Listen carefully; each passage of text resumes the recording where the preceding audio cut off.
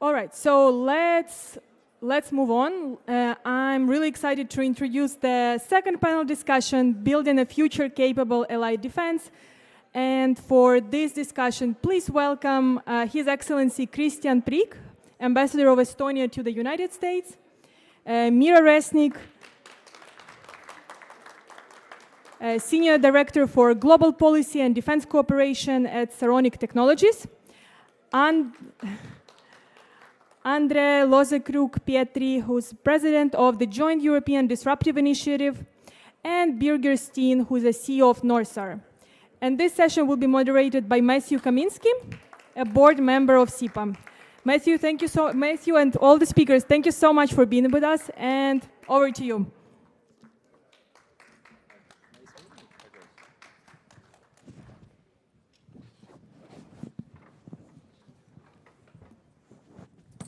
Thank you so much. Good morning to everyone, and thanks for joining for this conversation about defense and technology and where we are and where we're headed. I'm Matt Kaminski. I'm very honored to be a member of SIPA's board. I'm also an editor-at-large at The Arsenal, which is a new Kiev-based publication that covers defense technology. Now, I think we are handing out what is the report that we're all very proud, and I was also part of the group that put it together, the International Leadership Council at SIPA, on unleashing defense innovation. The Ukraine war, but also what's going on in Iran, has revealed some, let's say, weaknesses or challenges in our NATO, I think both European and American industrial base. We have been wedded to a conventional centralized force for a long time, and to quote the report, it is not my line, but it is a good line, I think. The difficult reality is that a 21st battlefield is being supplied by 20th century defense architecture. And what we want to discuss here is how are we narrowing that gap between the 20th century and the 21st century? Maybe I can just, and this is also an occasion to hear from each of the panelists very, very quickly and have them introduce themselves. But my question to you is, what's the biggest thing in your mind? What's the best thing that has happened over the last 4 years in terms of how we are set up to defend ourselves as a Western alliance? Give me one example, and I want to start with you, Ambassador. All right. Thank you, Matthew, and thank you all for being here today. Very much appreciate this opportunity to talk about this very timely and relevant topic. Now, this as the one example. The war in Ukraine is the kind of framing topic here. This tragic event. One of the things that it has brought about is simply the understanding that we have to defend ourselves. I mean, that there is no forum these days that actually discusses about the need to defend ourselves. But I think if there is this one thing that connects to today's audience, it's about the fact that when it comes to interoperability, technical interoperability and connectivity, this is not just a technical issue, but it's actually a strategic necessity, and without that, everything else that we might think of our own strategy, logistics, and warfighting writ large won't work. So we have a new consciousness. Okay, Mira Resnik, I'll come to you. You spent 4 years as Deputy Assistant Secretary in the Biden administration working on military political affairs, was very much involved in helping arm Ukraine, and now you are in the private sector at Saronic. So you're closer to the ground in terms of the hardware of this stuff. What's the thing that jumps out for you that has changed? Sure, thanks so much for having me. Really appreciative of the opportunity to be here. I think that one of the things that was really fascinating to watch was the transition in technology. I think that the United States was really stunned with the cycle of innovation in Ukraine, and that really helped spur our own adoption of new technologies. Obviously, from a company perspective, we are looking at the adoption of autonomy. But the adoption of AI to help us move faster and more efficiently, that really started, I think, with the further invasion of Ukraine. It's amazing to think of Ukraine has gone from being the victim to being a kind of model for where we're going. I want to come to André Loesekrug-Pietri, who runs JEDI, which is one of the coolest sounding organizations I've heard of today. You are a foundation based in Europe, focused on, I guess, European, figuring out how to bring Europe into the 21st century in I have defense terms. What do you think is either the realization or the greatest change that you've seen? So hello everybody, thank you for inviting me. Yes, so JEDI, we are funding the technology bricks. I mean, the mission is to make sure that Europe and free societies are ahead of the game, and that we build the competitiveness and the sovereignty of tomorrow. So we are a DARPA type of organization, high risk, high reward. I think I'm going to double down on Ukraine, and with a bit different twist. Yes, of course, it's the courage of these incredible both soldiers, but also the whole population that is fighting so bravely there, which is remarkable. But I would always argue that the next primes in Europe and maybe in the Western world might very well come from Ukraine.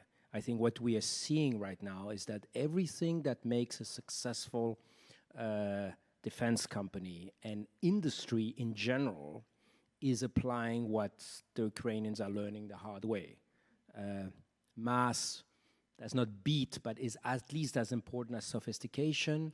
Industry is an integral part of a defense capability. We too often have focused on the product. The capacity to produce it at scale is as important as the product itself. The importance, obviously, of speed, something that I'm sure has been repeated many times, but that we are not completely realizing. I mean, Brave One cycles now are at what I heard, 16 days between the order and the delivery to the warfighter. So we're talking orders of magnitude, not just one, but 2 orders of magnitude faster than what we know here. And I would argue that once the Ukrainian war is over, and and we all hope in a good way, and well, we will have companies who are war-tested, who have an incredible nimbleness and agility, and immense overcapacities, and guess what's going to happen? They're going to flood the market. So I think there is really, that is my biggest takeaway from the last months is how much Ukraine can become.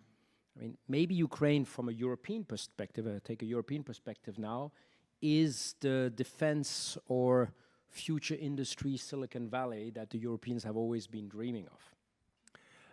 I think we want to pull a lot on that thread in this panel, but let me turn to Kristjan. You in charge of an organization that, for me, seems like it is tracking earthquakes, and maybe that's something you are want to kind of explain to the audience, because I know you also are seismological organizations also track different things, but from where you're sitting in Norway, how does the world look different to you now than, let's say, on February 23rd, 2022?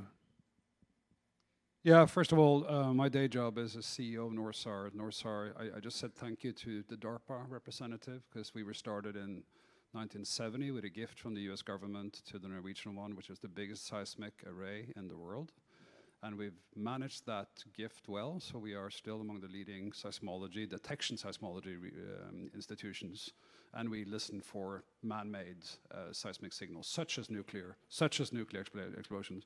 So But mostly coming from your east, right? but also, they used to be in Nova Zemlya, but now, unfortunately, they're many other places. But we also we monitor threats, that is missile hits and artillery hits close to the Ukrainian nuclear power plants. We document war crimes in Ukraine with seismic signal. So we have quite a business in Ukraine that's not to do with nuclear weapons, luckily. So touch wood. I have a night job though, which is a lot different. With some friends who have background in military intelligence and investing, I run a small network that's invested about $10 million in Ukrainian defense tech the last year, and we've just raised a fund. It's going to be more public about it. It's about 10 times that size.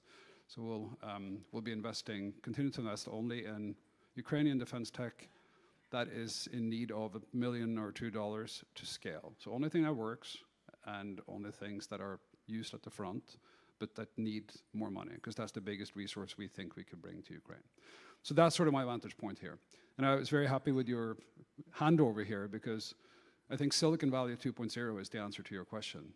What's the most positive thing that's happened in the last 4 years? 1.0 started when David Packard and James Hewitt started out in David Packard's garage in 1939, built oscillators for the Walt Disney Company. That was consumer tech, in a sense.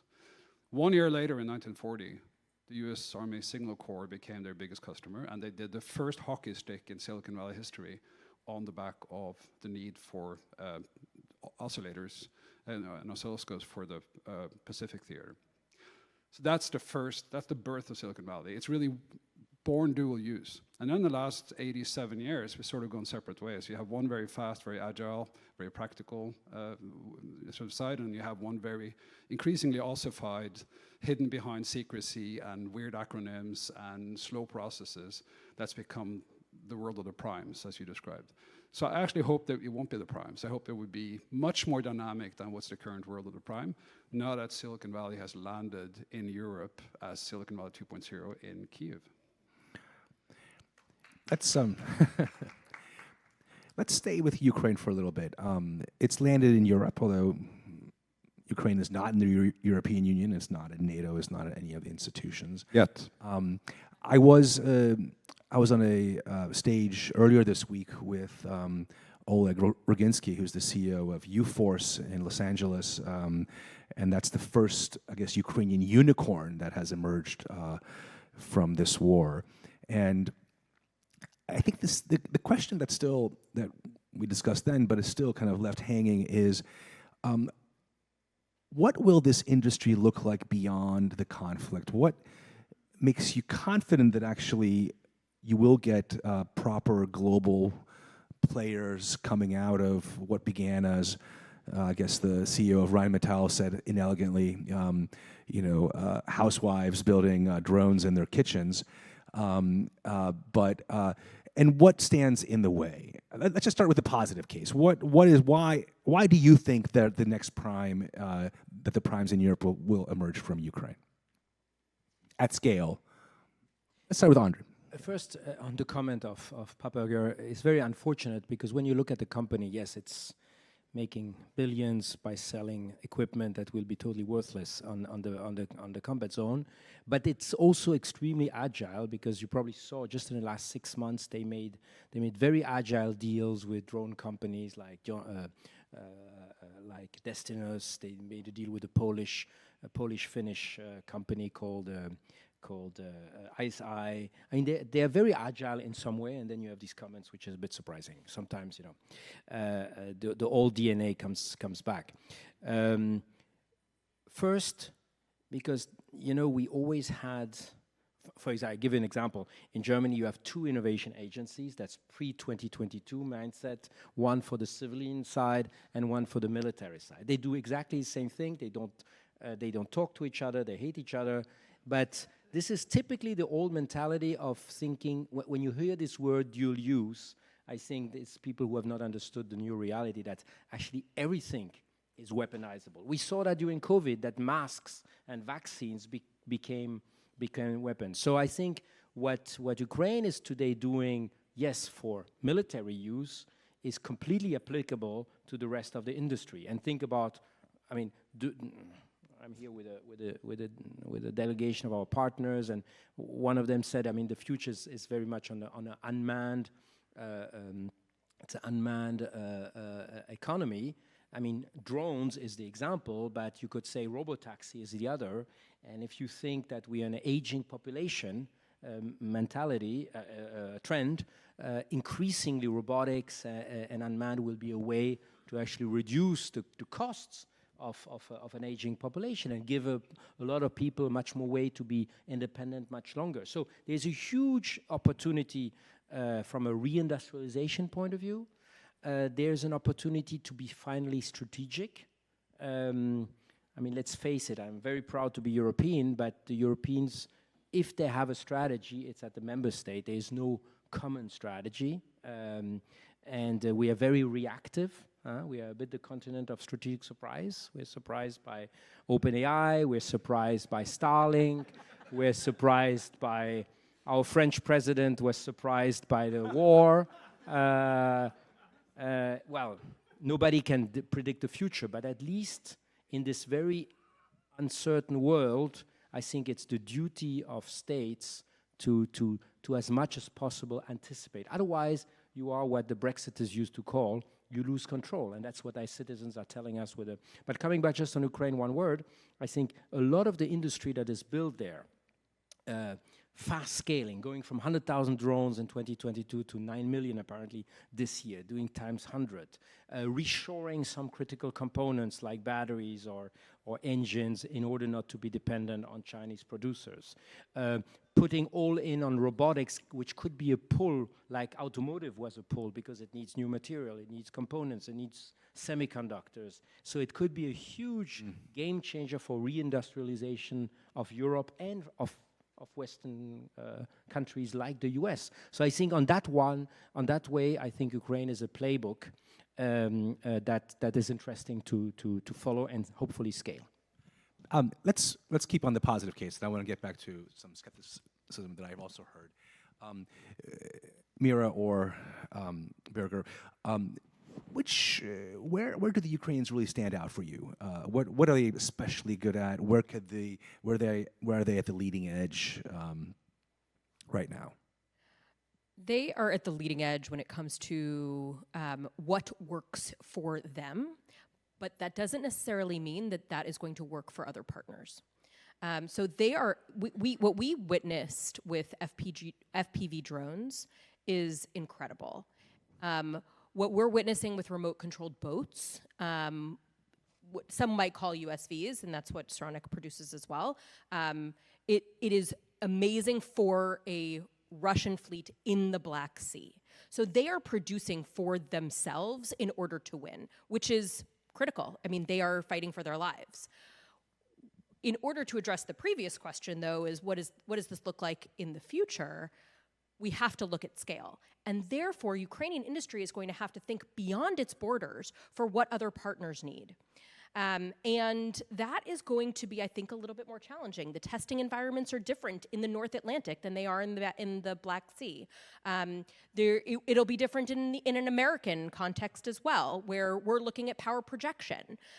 So as Ukrainian industry thinks about what the future looks like, they're going to have to think about how to attract more private capital.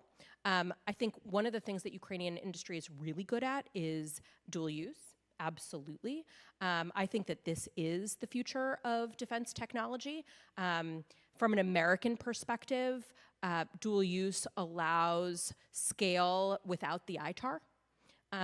It allows exportability without licensing. And that is going to attract private capital because of the commerciality. One of my favorite examples of a Ukrainian dual-use technology was before the war. There's a Ukrainian entrepreneur who set up created a laser system that you set up in your house to stimulate your cat if it gets bored, and so there was sort of pushing him around, and then you saw this become highly useful on the battlefield. Birger, please. Yeah, and we also discovered, when we did due diligence on one of the Ukrainian laser anti-drone companies, we got the technical expert who'd been spending the last 15 years developing lasers to kill parasites on salmon in salmon cages. Turns out it's very similar. You have to have very good autofocus and very good tracking, and then you have to exactly the right amount of energy and the right amount of time. So, but I wanted to suggest, in addition to your question, what's being done uniquely well, and I think it's upstream of the specific technologies, because there's we talked about Luke Skywalker and Darth Vader here, right? So I grew up in Microsoft, where we prided ourselves on being very good in building large communities, Microsoft doesn't maybe have that cachet anymore, but 90s and 2000s, we had the biggest communities of developers, of system integrators, of people who came to vast conferences. And for that, you needed a narrative. You needed to want to be there. You know, it was a club you wanted to join. And Ukraine has just masterfully built that, so that everybody who gets in touch with you guys, congratulations on it, just want to continue to contribute. And I think that's an amazing thing. And on the inside, this incredible thing with speed. You know, we're just taking what works, commercial off the shelf, really whatever is at hand, because there is no alternative, and you ask for forgiveness and not for permission. And I think, to your point earlier, the rest of us, we can say we have learned from Ukraine. We don't have the right to say that until you can see it in our structure, our process, and our speed. And frankly, you can't see it yet. So this technical note here is, and I'll use the example of UForce, which is a competitor, I guess, I don't know if it's a competitor of yours, but does something very similar. It's sort of naval autonomous weapon systems. They're registered in London, and that's partly because they, want to develop outside of Ukraine, but also I think it is a signal of concerns about rule of law in Ukraine. Until very recently, I think days ago, you couldn't export from Ukraine. You still cannot export very easily from Ukraine. We are all aware of the corruption challenges in Ukraine. I think getting better, but still there. And I wonder if any of you would either elaborate or strongly push back against that kind of cautionary note on Ukraine becoming the next Silicon Valley 2.0 or the place that saves Europe. You know, we have a French expression saying when you are excessive, that's insignificant.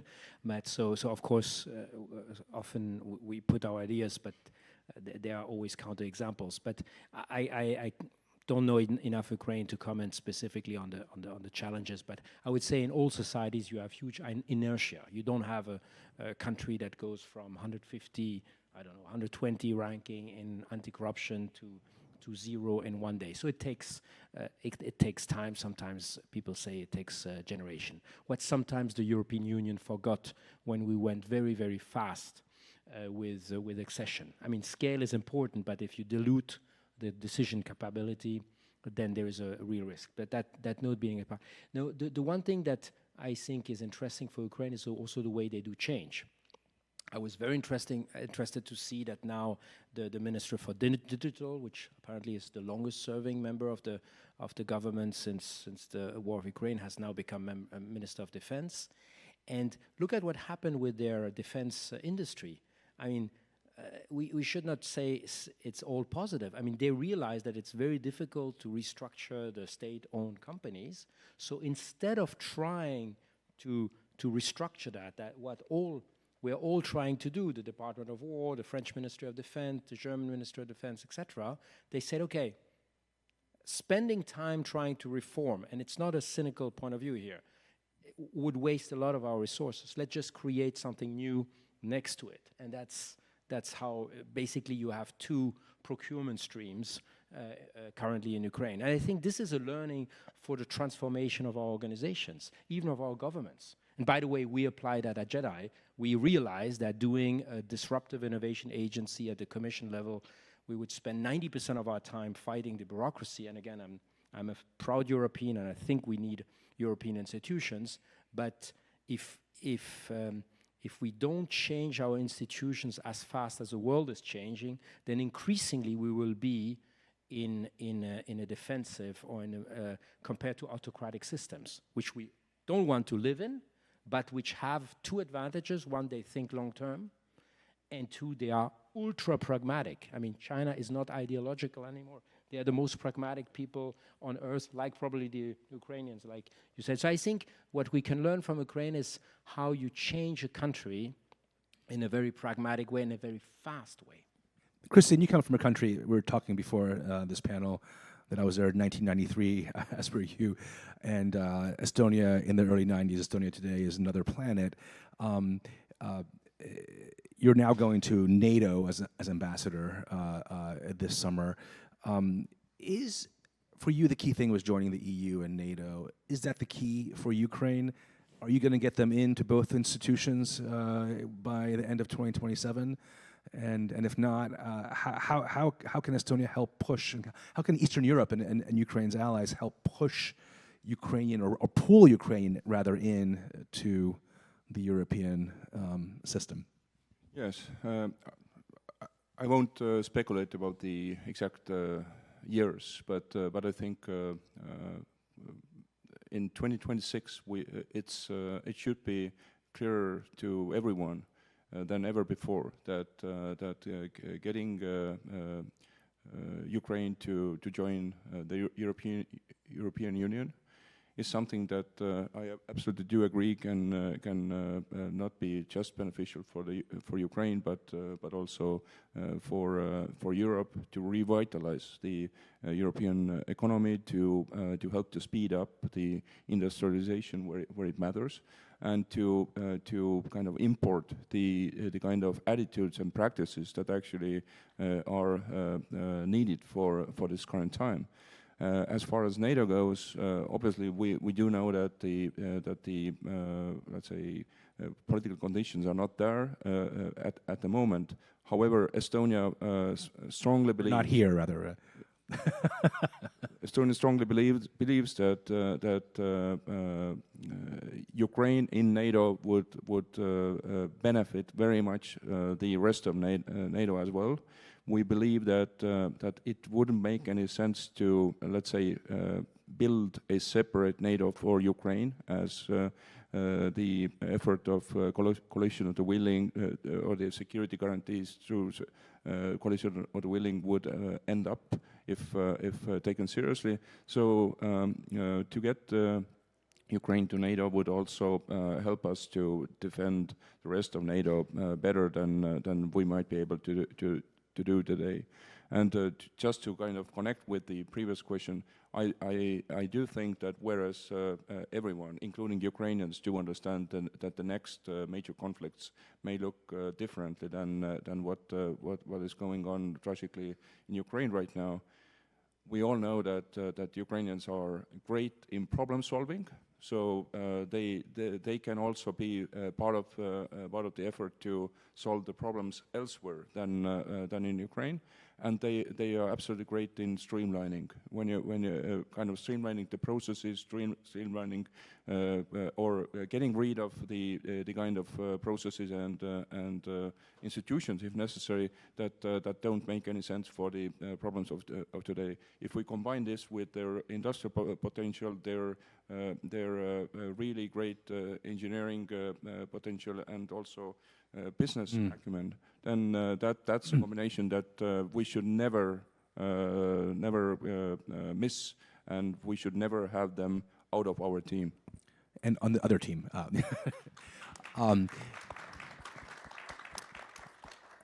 This could be a multiple choice question.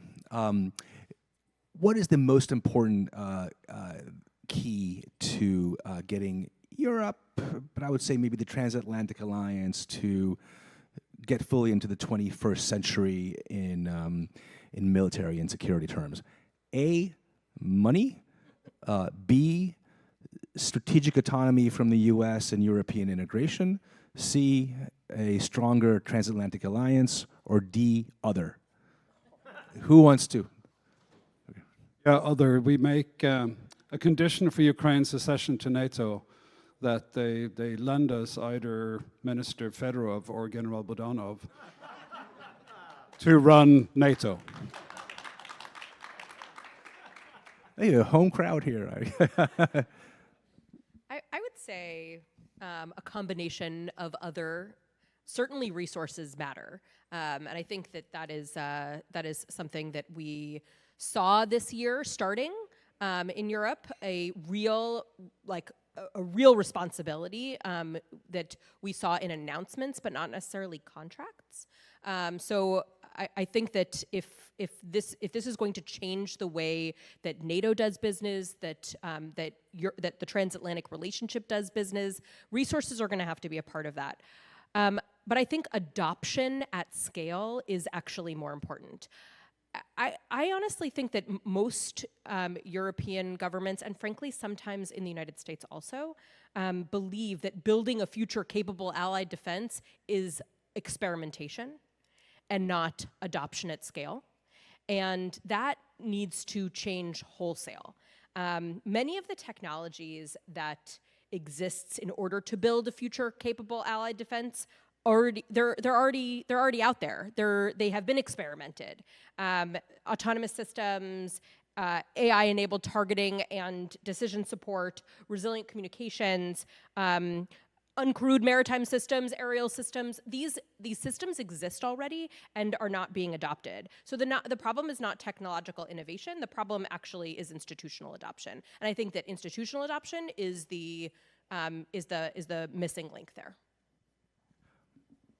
André, I want to maybe add an addendum to my multiple choice question that clearly there are political tensions across the Atlantic, but I also work now I'm getting worried. Me too. And I hear your president has been saying this for a long time, and French presidents have been saying this for a long time, going back to de Gaulle, that Europe has to stand on its own and not rely on the U.S. But then when I spend time with companies, when I'm with the venture capital firm that I work with, we see, the deal flow coming through. Half of them are European firms, Ukrainian firms, U.S. firms. Can Europe actually do this without the U.S.? And maybe you can do it without the Trump noise, but can you do it without American capital? Can you do it without American know-how and without American companies being as involved in Europe as they have since the end of World War II? I'm going to start with a little anecdote. We always quote a lot of politicians in France. By the way, I'm both French and German, so imagine how schizophrenic I am today. But in the 60s and 70s, we developed our nuclear program, civil reactors. And what is very little known is that General de Gaulle was offered the opportunity to use French technology. And we go back to pragmatism and realizing with his experts, not taking the decision by himself, that actually we were not there yet. We actually used Westinghouse technology to build our fleet of nuclear reactors. This is very little known. So when you hear some people say, yes, we need to go back to the spirit of de Gaulle and do everything French, they have not studied histories. So I think what we need here is pragmatism and impact-driven. And to your multiple choice question, I would have answered, we need to have leaders both in the public but also in the private sector, because we always expect everything from public leaders. In our liberal democracies, it's a bit strange. We need calculated big bets. That means, and let me unpack that 1 second. That means you need to have a real vision where you go to. And come back to the narrative. I mean, that is the magic of the Apollo program. That is the magic, unfortunately, of the China dream for a lot of Chinese. Because all of our population want to see an objective. If it's just Europe that protects, it's not a very exciting proposal. So we need to have. Second thing, you need to stop being a process organization. And today we are ticking the boxes because we do this meeting, and then the money doesn't flow. An example: the French military budget. We say we apply the budget to the euro. That's the favorite expression. but actually we have not paid for 18% of the money has not been dispersed because we have our budgetary issues. So of course, then the industrialists are not investing because you cannot ask them to do that. Third, you need to take the first risk. You need to do these calculated bets. Maybe we could revisit history and asking ourselves if we had been a little bit more courageous in 21 and be a little bit more affirmative and more deterring, we would have avoided everything afterwards. I mean, it's easy to revisit history, but I think that should be a learning for next time, that sometimes you need to show teeth a little bit more, because the risk and the cost afterwards is so much important. I mean, you could apply that to climate change, you could apply that to nuclear deterrence. Is sometimes you need to show strengths, but in order not to apply it and not to have the costs. And that's this boldness that we need, and we need that in industry too. I unfortunately see very few European organizations and too few European companies doing these bold bets. We always love to criticize the big tech companies in the valley, but you know, where are the bets? I mean, metaverse was a 20 or 30 billion bet that went south, but OpenAI was a bet that for Microsoft paid off 1,000 times. So, and we are in this world where you cannot have 100% of the information. It's like you still have this fog of war. So if you're not able to take this calculated leap of faith, then you're sure you lose. And so that is, and my last point is, too often you hear this point about the 5%, etc. Yes, more money is more important than less money. But to your point on the venture fund, I'm surprised you say you are going to have a fund of 100 million, because last time I was in Ukraine, the largest fund was 35 million. So the Ukrainians are able to do things with €1 what would cost us €10. And in this frugal environment in which we are, it is a complete strategic advantage. Can I step into the strategic autonomy very trepidatiously? Out of government. Yeah, You can exactly. say whatever you want. I don't think that this should be framed as a decision between dependence and independence. I think it benefits all of us to frame this as allied industrial resilience. And the reality is that Europe needs access to mature US capabilities, and US industry benefits from broader manufacturing ecosystems and allied participation. When Europe articulates sovereignty, when I was in government, now in the private sector, what I hear is that Europe wants agency. And I would love to hear differently if that's the case. Apparently someone disagrees. That's the Brussels effect. My understanding is that our European partners want, what they want is the freedom to use the platforms and the systems that are from the United States to the effects that affect their national security. And I understand that.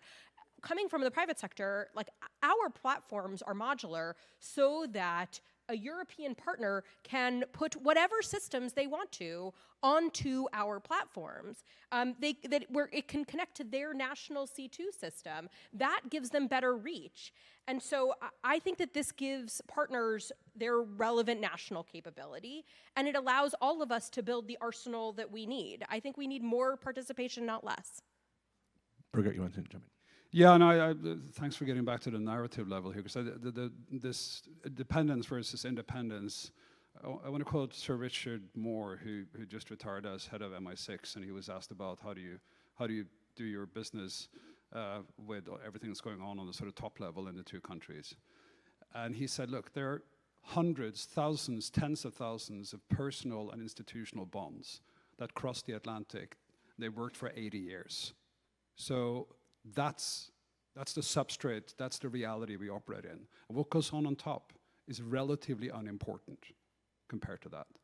And I think it just behooves us to consider that you know, it's not an option to cut those ties. If this is a marriage, it's hit a few rocks. We just need to make up our minds that we're going to do what it takes to stay in a marriage. And there is really no other good option. Can I slightly disagree?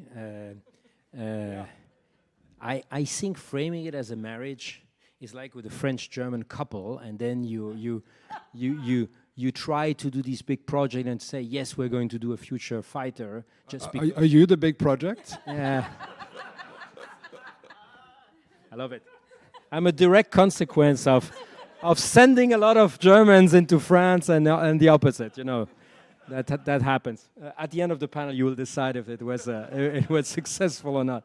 No, but I think when you frame it as emotional, like Mira said, I think we need to be so much more blunt. I mean, it's totally legitimate that countries and allies expose their core interests. And it's totally legitimate that on some of the core decision-making, everybody wants to be independent. But then you need to be pragmatic, like my example with the nuclear fleet, what we need, and strategic. So we used Westinghouse at the beginning, we learned, and now we have a nuclear fleet and nuclear operators which are at par, if not better. And unfortunately, what did the Chinese did in the last 20 years? They did exactly that with the joint ventures. And it happened under our eyes. So when people say, oh, the Chinese, I mean, our fault, right? They were refining critical material for 20 years. The first embargo was in 2010 against Japan. What have we done in the last 15 years? So what I want to say is we need to be much more pragmatic, expose our things. And no, I think the posture has an impact. What I see since a year is the more there's negative tones from the US, the more you're going to push a lot of people going the other extreme and trying to do everything alone. And that's bad for an industry. If we don't use the technology stack of the US, then we will be at a disadvantage. What we need is to use it, but then strategically, in the points where we want to be independent, develop our own assets. And I think that would be accepted, I'm sure, by our American counterparts. Being more pragmatic, Just like in a successful marriage, I would say. Yeah. It's compromise. Yeah. By being more pragmatic, do you mean also being open to working with China? I think we are so naive. I mean, first, I love not to talk about China. I love to talk about the Communist Party. Our systemic rival is not the Chinese people, because otherwise we have to be careful. The Chinese Communist Party uses it to say, look, they don't want us to develop. I mean, it's legitimate for a country that develops. No, I think we need to learn that these guys have found a way of aligning for bad reasons and for systems that we don't want to be in, and to have a very clear industrial strategy. And we should be careful about the way we see it. It's not old French style top-down industrial strategy. It's much more top-down, bottom-up, a lot of consensus building. There's not one guy deciding everything. At the contrary, there's much more listening to science, to technologists than in some countries in the West. So I think we need we are still so naive in many countries about the Chinese influence. Look at Africa, look at how China may come out actually stronger of what is going on right now in the Middle East. So I think we should contain any attempt to undermine our democratic values. And on that one, we should make zero compromise. And I still see a lot of politicians in Europe who are doing a few compromises on that. That needs to change. Kristjan, you're in government, but you are an Estonian, so you can give me a blunt answer. Can Europe survive without America? I don't think we have any other option. And actually, there was this marriage comparison, and in the past, where there have been transatlantic friction, this marriage comparison has been used many times. It's been argued that in marriages, the arguments happen, but ultimately everything's going to be fine, and they can go on as in the past. I don't think that the comparison with the frictions in the past is quite relevant. I do think that this transatlantic relationship is going through a fundamental change. I do think that in Europe we have probably reached a point where countries are about to emerge from, or have already emerged out of the state of denial.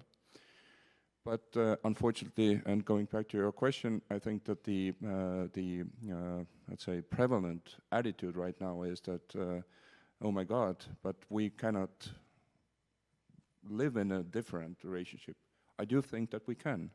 And the key is to make sure that, and I do agree with my co-panelists, the key is to make sure that we actually develop the, let's say, the European capabilities and European autonomy in a way that is not stupid, and where we retain what we can and what serves both of us.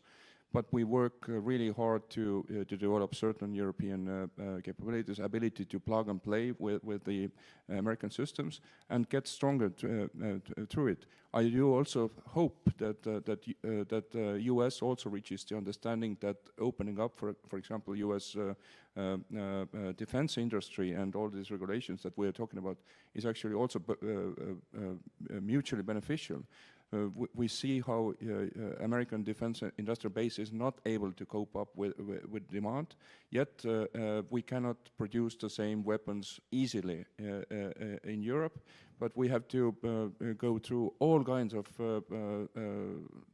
difficulties to even discuss about building some, let's say, American ammunition for American systems or American systems in Europe. I think we should change. I think we should think of, as Mira pointed out, kind of equal partnership where we have agencies too, and where we have a truly transatlantic, and why not also include Japan, Korea, Australia, and others, defense and security market, where we can use also the lessons from Ukraine in a smartest way, like we do in Estonia, where we rather than defending our market, we actually set up a future transformation command, and we ask pretty much everyone and anyone to bring their technology to test out in Estonia and to see what works in a difficult and very relevant environment. That's a very good note that I want to